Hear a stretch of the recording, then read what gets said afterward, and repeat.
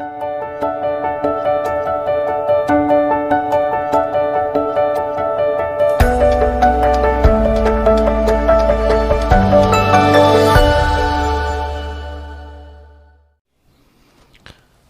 दोस्तों, आपका फिर से स्वागत है मेरे इस चैनल पे। और जैसा कि आप सभी को मालूम है कि मैं मंडी निरीक्षक और उप निरीक्षक भर्ती परीक्षा के लिए मैथ्स की क्लास ले रहा हूँ।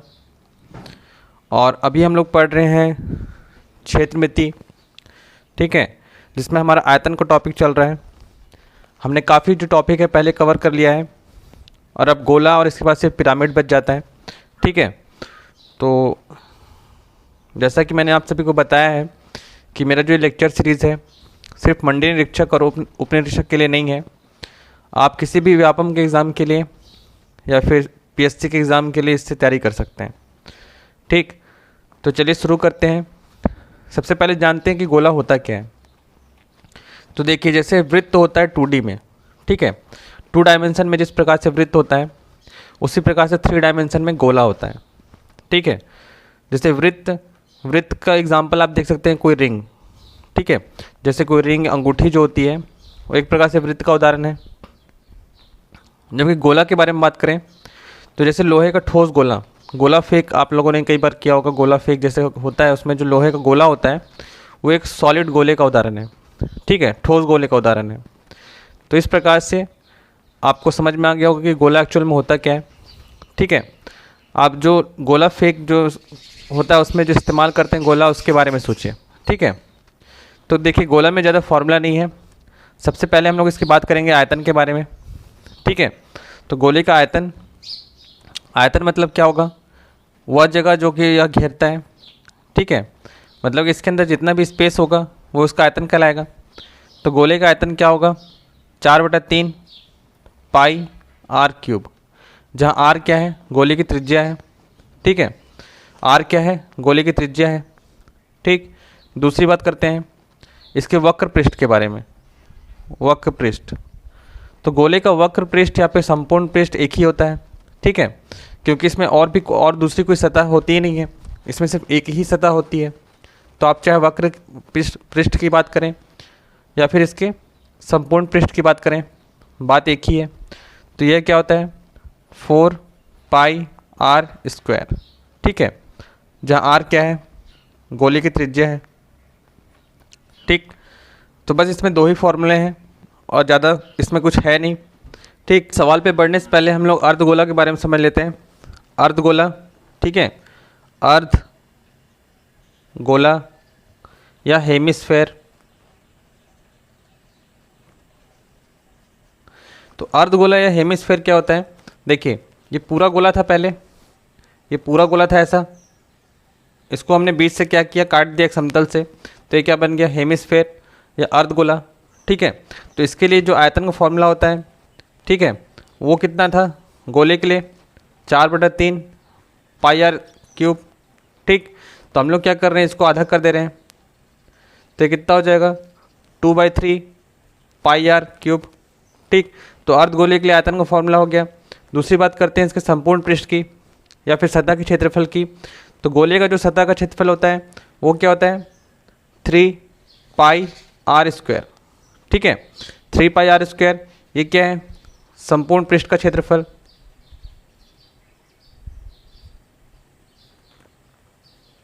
चलिए अब सवाल पे आते हैं। तो जैसा कि अगला सवाल जो है आपके स्क्रीन पे दिखाई दे रहा होगा, इसमें क्या बोल रहा है कि एक अर्धगोलाकार मेज जिसकी त्रिज्या कितनी है? 21 सेंटीमीटर। तो अर्धगोले का आयतन ज्ञात कीजिए, ठीक है। r कितना दिया है? 21 सेंटीमीटर। हमें क्या निकालना है? गोले का आयतन। क्या ये एक अर्धगोला है? तो अर्धगोले का आयतन का फॉर्मूला अभी मैंने आपको बताया, 2/3 पाई r क्यूब। तो 2/3 इंटू 22/7 इंटू r क्यूब, मतलब 21 का क्यूब, ठीक है। तो जब आप इसे हल करेंगे तो कितना आ जाएगा? 19404 सेंटीमीटर क्यूब, ठीक है। इजी सवाल था। चलिए कुछ अच्छे सवाल देखते हैं। देखिए अगले सवाल में आपसे क्या कह रहा है? धातु की 3 ठोस गेंदें जिनकी त्रिज्याएं 3 सेंटीमीटर, 4 सेंटीमीटर तथा 5 सेंटीमीटर हैं, इनको पिघलाकर एक अन्य ठोस गेंद बनाई जाती है तो इस नई गेंद की त्रिज्या ज्ञात कीजिए। ठीक है, सवाल कुछ इस प्रकार से है कि देखिए 3 धातु के गोले हैं छोटे छोटे। ठीक है,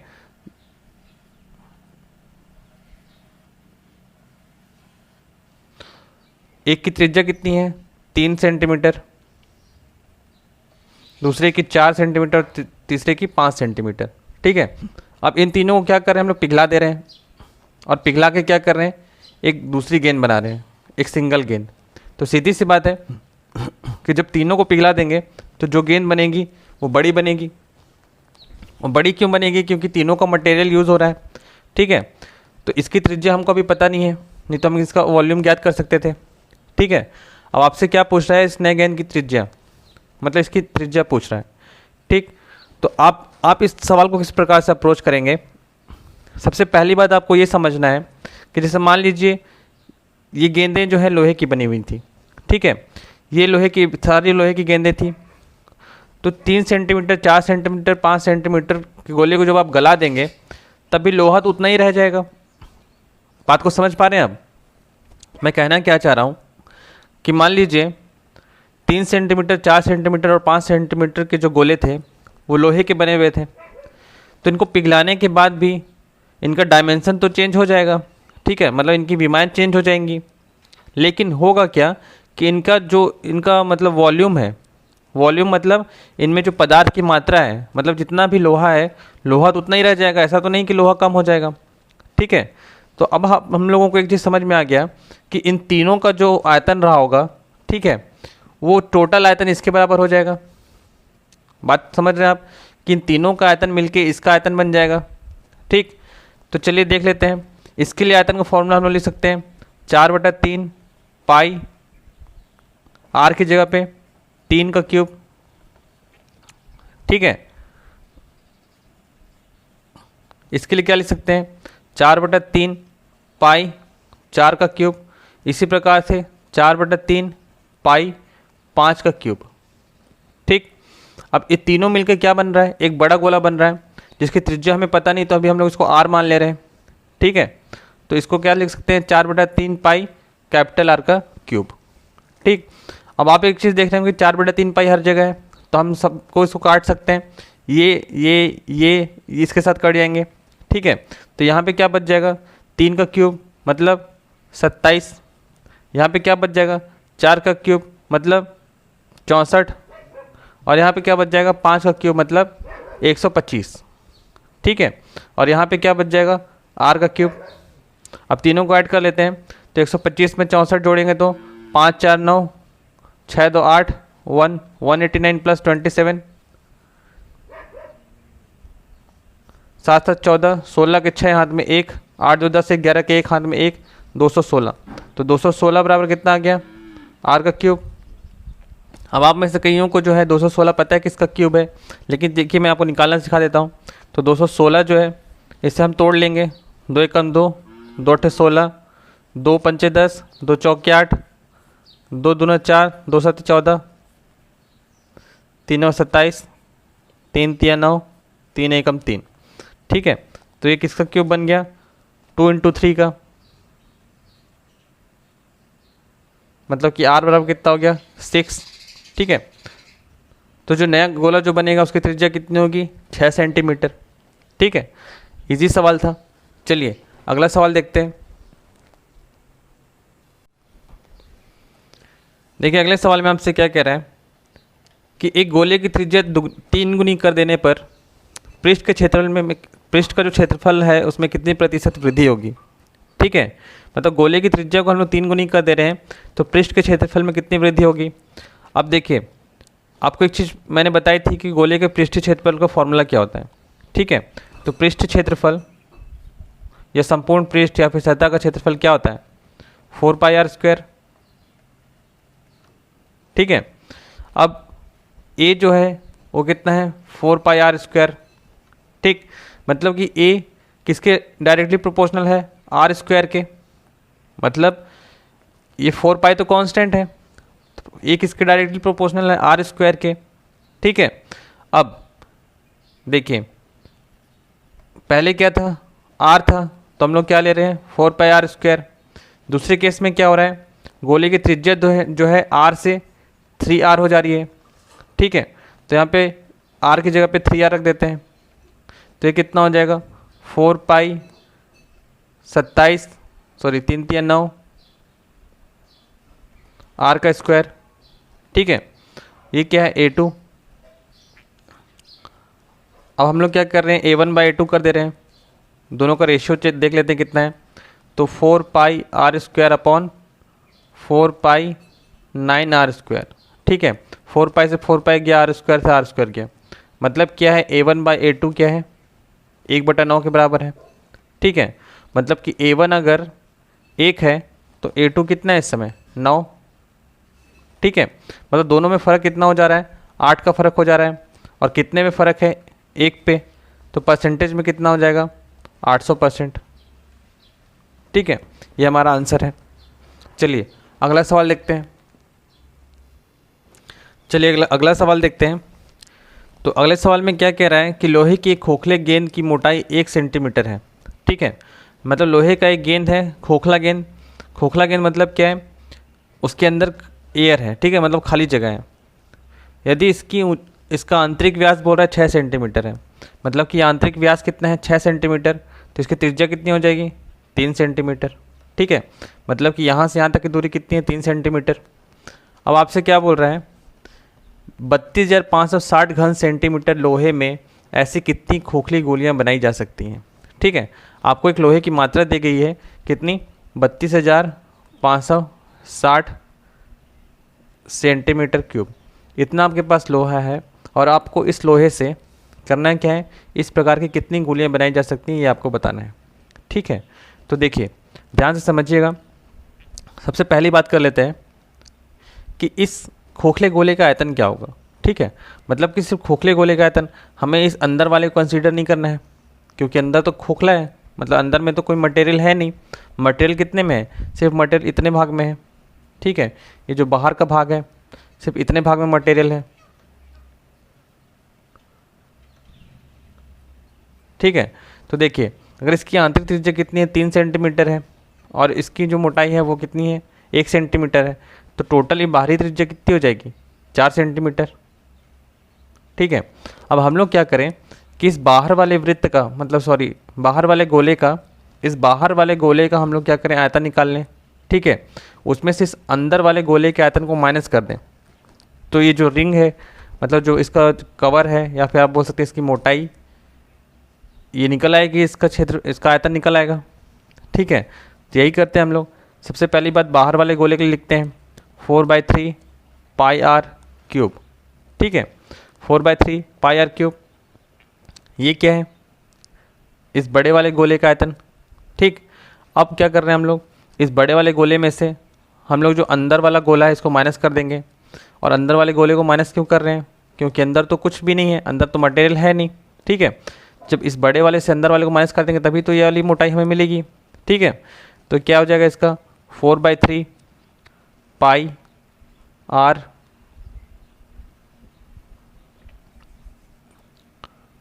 4/3 पाई R क्या है इस समय, मान लीजिए R1 है तो ये R2 का क्यूब, ठीक है। अब R1 क्या है यहाँ पे 4 सेंटीमीटर, R2 क्या है 3 सेंटीमीटर, तो 4/3 को मैं कॉमन ले ले रहा हूँ, ठीक है। यहाँ पे R1 का क्यूब माइनस R2 का क्यूब, या फिर से क्या बोल सकते हैं 4/3 पाई R1 क्या है 4 है, ठीक है, तो 4 का क्यूब माइनस R2 क्या है 3 है, तो 3 का क्यूब, ठीक। अब देखिए 4/3 पाई 4 का क्यूब कितना हो जाएगा 64 माइनस 3 का क्यूब 27, ठीक है। जब आप इससे माइनस करेंगे तो कितना आ जाएगा 64 में 27 गया 4/3 पाई की जगह मैं 22/7 लिख सकता हूँ, यहाँ पे कितना आ जाएगा 37, ठीक है। ये तो देखिए हमें क्या मिल गया इस खोखले गोले का आयतन, ठीक है। ये क्या था खोखले गोले का आयतन, ठीक है।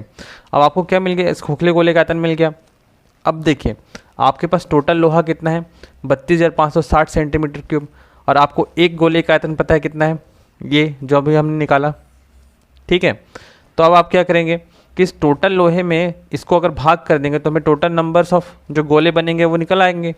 ठीक है, तो हम लोग क्या करते हैं कि टोटल लोहा जो है उसमें इसको भाग कर देते हैं, तो गोलों की संख्या क्या हो जाएगी,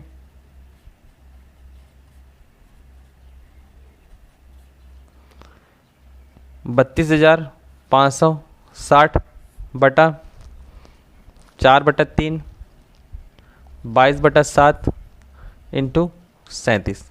ठीक है, इतनी बातें समझ में आई आपको।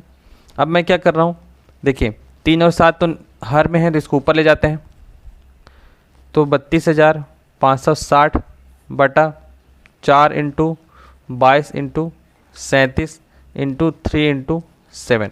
ठीक है, ये 2 से जाएगा तो 2 एकम 2, 2 एकम 2, 2 एकम 2, 2 छक 12, 2 दूना 4, 2 अट्ठे 16, 2 शून्य 0। ठीक है, 11 एकम 11, 11 एकम 11, 5 बच गया, 11 चौके 44। ठीक है, 8 11 अट्ठे 88 0। ठीक है, 4 से फिर जाएगा, 4 एकम 4, 4 तिया 12, 4 7 28 0। 37 से गया, 37 दाहम 370। ठीक, तो कितना बच गया, 7 तिया 21 इंटू 10 मतलब कि 210 गोले, ये हमारा आंसर हो जाएगा। ठीक है, चलिए अगला सवाल देखते हैं। देखिए अगले सवाल में आपसे क्या कह रहा है कि एक घन के अंदर एक गोला रखा हुआ है। ठीक है, और गोला घन के प्रत्येक सतह को स्पर्श करता है, तो घन और गोले के आयतन में क्या अनुपात होगा। ठीक है, सवाल को समझिए, क्या कह रहा है कि एक घन है, ये पूरा एक घन है, इसके अंदर एक गोला इस प्रकार से रखा हुआ है कि गोला जो है इस घन के प्रत्येक सतह को स्पर्श करता है अंदर से। ठीक है, तो आपसे पूछ रहा है कि घन और गोले के आयतन का अनुपात क्या होगा। अब देखिए सवाल को पढ़ने के बाद आपको समझ में आ जाएगा कि गोला अगर घन के प्रत्येक सतह को स्पर्श करता है, इसका मतलब जो गोला है इसका जो भी व्यास होगा, ठीक है, गोले का जो व्यास होगा वो घन के प्रत्येक भुजा के बराबर होगा। मतलब कि जो व्यास होगा वो घन की भुजा के बराबर होगा। ठीक है, और व्यास क्या होता है 2r, और घन की भुजा हम लोग a मान लेते हैं, तो a बराबर 2r, ये हमें पता चल गया। ठीक है, अब देखिए आयतन का फॉर्मूला लिख लेते हैं। तो आयतन हमको पता ही है, घन का आयतन हमने पिछले चैप्टर में देखा हुआ है। तो घन का आयतन का फॉर्मूला क्या होता है, a क्यूब मतलब भुजा का क्यूब।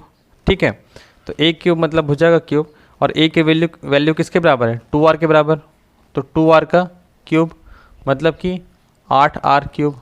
ठीक है, दूसरी बात करते हैं हम लोग इस गोले के आयतन के बारे में। तो गोले का आयतन क्या होता है,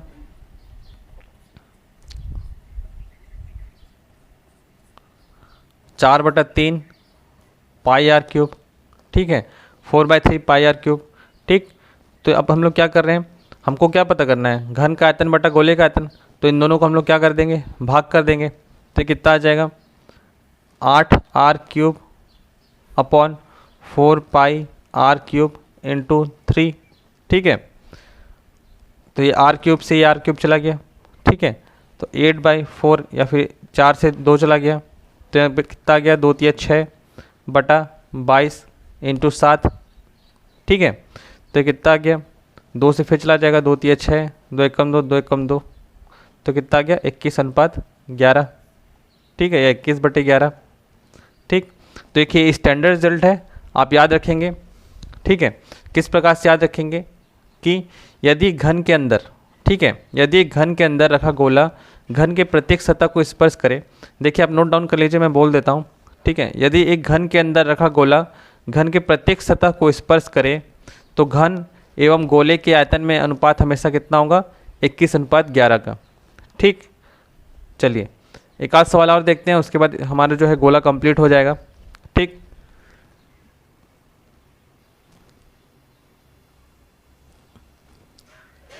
चलिए अगला सवाल देखते हैं। अगले सवाल में आपसे क्या कह रहा है कि एक धातु के बने खोखले गोले की बाह्य त्रिज्या 9 सेंटीमीटर है और आंतरिक त्रिज्या कितनी है, 8 सेंटीमीटर। ठीक है, वैसा ही सवाल है, मतलब क्या है, एक गोला है, खोखला गोला, इसकी त्रिज्या कितनी है, 9 सेंटीमीटर। ठीक है, 9 सेंटीमीटर। अब क्या है, ये एक खोखला गोला है, मतलब इसकी आंतरिक त्रिज्या भी होगी।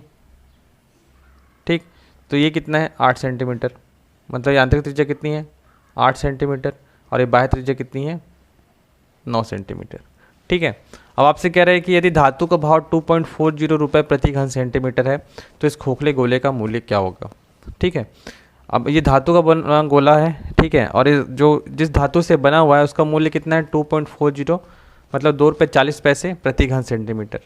ठीक है, तो हमसे क्या बोल रहा है कि इसका मूल्य क्या होना चाहिए। तो सीधी सी बात है, हम इसका वॉल्यूम निकाल लेंगे और उसके बाद 1 यूनिट का मूल्य हमें पता है 2.40 रुपये, तो उसको वॉल्यूम से मल्टीप्लाई कर देंगे तो हमें टोटल मूल्य पता चल जाएगा। ठीक है, तो खोखले गोले के लिए मैंने अभी आपको बताया था कि क्या करते हैं हम लोग, इस बड़े गोले का आयतन निकाल लेते हैं, उसमें से छोटे गोले को माइनस कर देते हैं। ठीक है, मतलब कि 4/3 पाई आर क्या है 9 का क्यूब माइनस 4/3 पाई 8 का क्यूब। ठीक है, ये क्या है खोखले गोले का आयतन।